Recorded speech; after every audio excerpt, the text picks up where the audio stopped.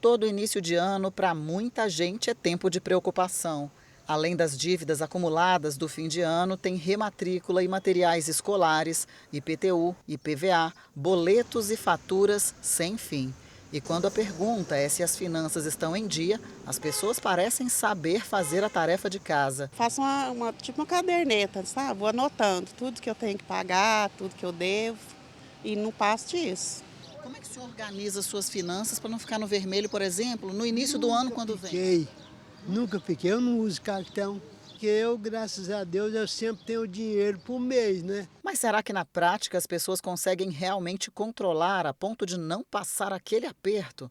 É difícil. Quem tem dinheiro, tudo bem. Mas a pessoa que necessita do poder público, é aposentado, pensionista ou qualquer outra atividade, ela já começou no vermelho. Por quê? Tem que pagar a conta. Vem IPVA, vem IPTU. Então é um monte de conta que nunca vai resolver, para falar a verdade. Por necessitado não vai resolver, porque com esse salário que a gente está tendo hoje, infelizmente, por necessitado, aposentado, pensionista, é impossível. Por isso é fundamental fazer o planejamento financeiro. Mas que bicho de sete cabeças é esse? Quando a gente está nesse começo do ano, é possível ir organizando as finanças desde que eu faça um cenário um pouco maior. Em vez de pensar só nesse mês de janeiro, seria interessante programar pelo menos até maio, até junho, para ter uma ideia do que são as que são as contas que vão vir novas no meu orçamento, de PVA, IPTU, matrículas de escola, material escolar nessa época do ano, e quais que é as possibilidades de desconto ou de parcelamento para eu ver o que cabe direito no meu fluxo de caixa. Um grande erro que é muito comum é esperar as contas chegarem para se planejar.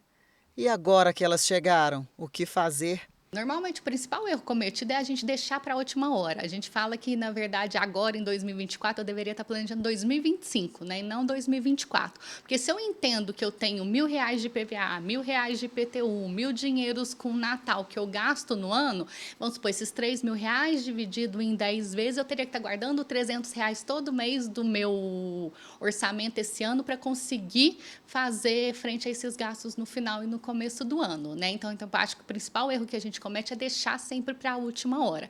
E aí o segundo erro que eu vejo que é o mais comum é eu pensar só mês. Quando eu penso só mês, eu acabo tomando uma decisão do que eu tenho hoje, eu esqueço que amanhã eu posso ter uma outra prioridade, um outro compromisso que seria mais importante, que eu teria que tomar uma decisão hoje diferente. Quem não se organizou agora tem dois trabalhos: equilibrar a economia atual sem deixar de planejar o próximo ano. Isso é possível? Se a gente não se planejou, né, para esses custos sazonais, o ideal é que a gente faça um planejamento para os próximos meses, a gente faça uma fotografia financeira para entender quais são os nossos custos e, com isso, a gente projete os próximos meses para saber como seria a forma mais adequada da gente inserir esses custos nesse momento, para que isso não continue pesando nos próximos meses. Então, quem sabe fazer um parcelamento, né, que fique um pouco mais leve no orçamento do mês e fazer com que você consiga, então, ter um pouco mais de tranquilidade, um pouco mais de folga para manter a sua capacidade de poupança, que para mim é uma das coisas mais importantes para que a gente se mantenha equilibrado financeiramente. Na maioria das vezes, os problemas financeiros vêm por causa de gastos incompatíveis com a renda familiar. Mas outro ponto importante que não pode ser esquecido é que a má administração financeira complica e muito a vida das pessoas. Você, por exemplo, saberia definir com clareza e facilidade o momento certo de parcelar uma compra ou pagar à vista sem comprometer o orçamento atual e o futuro? Antes eu gastava demais se pagar a conta, parcelava, aí eu via que não compensava, porque você paga dois, tipo assim, você vai comprar um celular, você paga 2 celulares de uma vez, entendeu? Agora hoje em dia não, eu prefiro juntar o dinheiro e comprar.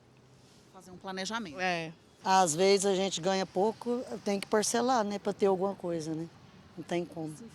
Mas pode não ser tão simples como parece. O que é importante fazer? Primeiro, entender direitinho minhas receitas, colocar um mês do lado do outro, janeiro, fevereiro, março, abril, entender o que eu tenho de capacidade de receita, o que são minhas contas fixas normais e ver quanto que sobra.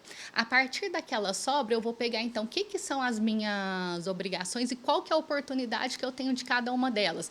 IPVA eu posso pagar à vista e eu posso pagar a prazo. Se eu pagar à vista, impacta, por exemplo, eu cobrir o material escolar, escolar, né, o uniforme, não, essa possibilidade eu tenho para poder parcelar. Então, eu vou fazer uma pesquisa de preço.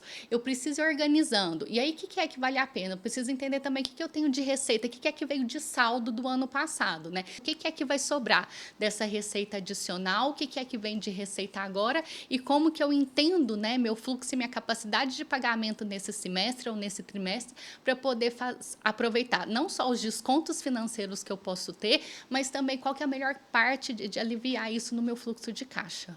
Além disso, tem as variáveis da economia para influenciar diretamente no orçamento. A primeira delas é a inflação. Então, se o nível geral de preços está aumentando, obviamente isso vai fazer com que o nosso poder de compra ele seja achatado, que ele seja diminuído, desde que a nossa renda ela não acompanhe esse movimento da inflação. Então, esse é um ponto que a gente tem que levar em consideração para poder lidar adequadamente, né, com o nosso orçamento pessoal. A segunda variável que é muito importante para nós, né, é a taxa básica de juros. Então, quando a taxa básica de juros ela aumenta, significa dizer que alguns custos aumentarão também, né? Então, quando a gente vai fazer um financiamento imobiliário, o financiamento de um carro, fazer uma compra parcelada, isso faz com que os custos dessa compra, né, ou dessas compras, ele acabe aumentando também.